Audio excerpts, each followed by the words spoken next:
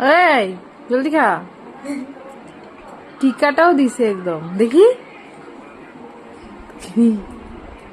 ওখানে লাইন ছিল ওই যে ভজাদার ওখানে লাইন মানে বহুত বহুত ভিড় থাকে তো, পুরা গোল হয়ে মানুষ দাঁড়ায়।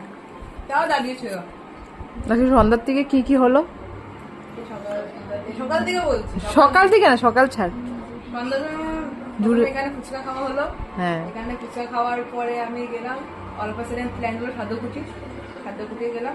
সাধুগুটি মানে একটা হনুমান মন্দির আর কি, হনুমান মন্দির। তারপর শুধু সাধুকুটি নিয়ে দাদা ভাই কোথায় কোথায় স্কুটি করে নিয়ে গেছিল, ঘুরিয়ে টুরিয়ে পুরা মানে একটা ইভিনিং রাইড কাইন্ড অফ হয়েছে।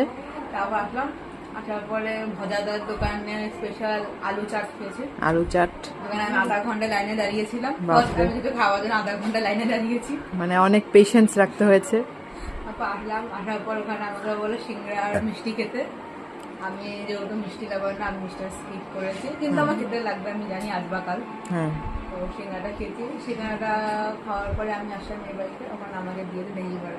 তো আজকে আমার পেটের তারপরেও ডিনার আছে। ও ডিনারও আছে, ডিনারও আছে। ওখানে যদি আমি মাকে যদি বলি আজ খানাতে আমি সব আচার পাচার খেয়েছি, তোর মা দেখবে, যদি যদি এটা ছাড়ি, এটা তোর মা দেখবে। ফিজিক্যালি কিছু করতে পারবে না, ফোন করবে, বলবে যদি কিছু একটা হয় তাহলে দেখবি। ফোন করে একটা গ্যাসের টনিক দেবে। না, ওষুধ দিয়ে পাঠিয়েছে আমাকে। না মানে ফোন করে দেবে, হুম, মানে আমাকে বলে দিয়ে পাঠিয়েছে, তোকে ওষুধ করে দিয়ে দিলাম, জানি তুই উল্টা পুল্টা খাবি, এনে 3টে ওষুধ রাখবি।